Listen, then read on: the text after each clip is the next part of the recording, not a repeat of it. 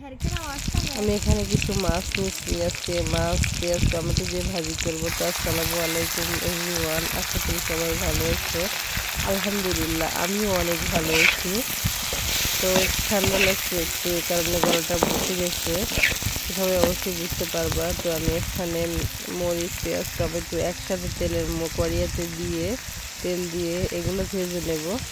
তো এগুলো ভাজার আগে আমি একটু জিরা গুঁড়া হলুদ মরিচ লবণ সব কিছু পরিমাণ মতো দিয়ে দিচ্ছি। দিয়ে তারপরে আমি এগুলো ভালো মতো কষিয়ে নেব। আর একদম ভাজা ভাজা করবো, যেহেতু মাছ ভাজা।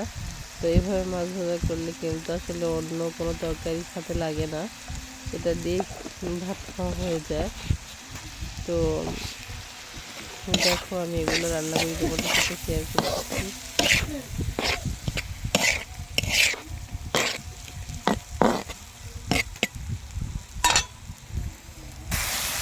এগুলো আমি আস্তে আস্তে জাল দেবো আর আস্তে আস্তে ভেজে নেবো। 4-5 মিনিট অপেক্ষা করবো, এইভাবে নাড়তেই থাকবো মিডিয়াম আঁচে রেখে। আগে একটু লবণ দিয়েছিলাম অল্প, এই কারণে পরে আবার একটু পরে দেখলে তখন আবার লবণ দিয়ে নাড়াচাড়া করে আমি এখানে 2 রকমের মাছ নিয়েছি।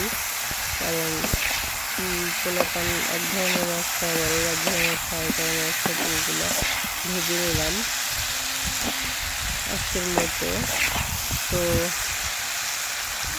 আজকের রাতে আমাদের এগুলো দিয়ে খাওয়া হবে, তোমাদের সাথে শেয়ার করলাম। তো বন্ধুরা সবাই ভালো থাকবে, আবারও দেখা হবে অন্য কোনো ভিডিওতে। আল্লাহ হাফিজ।